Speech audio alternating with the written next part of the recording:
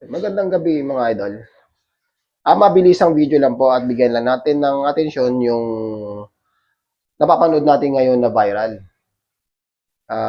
Doon po sa Cavite. Ito po ay pinasasangkutan ng isang content creator din at the same time ay siya po ay buy and sell.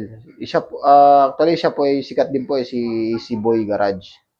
So yun mga boss at yun nga po ay nahulihan siya dahil dun sa mga iba't ibang reklamo ng mga kapitbahay nila na actually may may napanood pa nga ako na nakakarinig nga raw siya ng sila ng iba't ibang putok.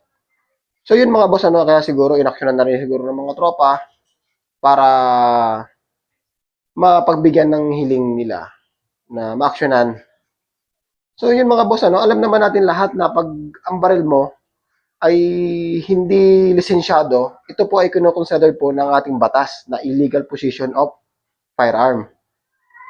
So ano ba yung mga boss ang illegal possession of firearm? Po pwede ho kayong makulong. Makulong ho kayo ng 8 years to 10 years. Depende pa yun mga boss kung ilan yung mahuhuling baril sa'yo, kung gaano ba kalakas ito, long firearm ba, short firearm. Mostly mga boss pero pag mga pistol yun na nga 8 to 10 years po yan. So yun mga boss matagal yun. So ayun lang mga boss bilang Gun Safety Advocate of the Philippines and PAS GP, Protection Agency Security Group of the Philippines, paalala naman po na hindi naman natin po kailangan siguro magmadali na para magkaroon tayo ng sarili nating baril. Kasi yung baril mahigpit ho yan ang ating batas.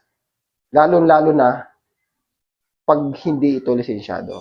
So yun mga boss, awareness lamang po ito at inano ko lang po yung napapanood ko at mabigay ko rin po sa inyo yung akin pong konting kaalaman. So yung mga boss, ingat po tayo palagi at siguro iwasan natin ang kumuha ng baril na hindi naman lisensyado dahil ayan po ay labag sa batas. So yun mga idol, God bless. Gun Safety Advocate of the Philippines, PAS GP, Protection Agent, Security Group of the Philippines. Mabuhay tayong lahat. Saludo sa inyong lahat. Yeah, yo! Rem sa mic, para sa kaligtasan ng bawat mamamayan. GSAP, PASGP, GSA.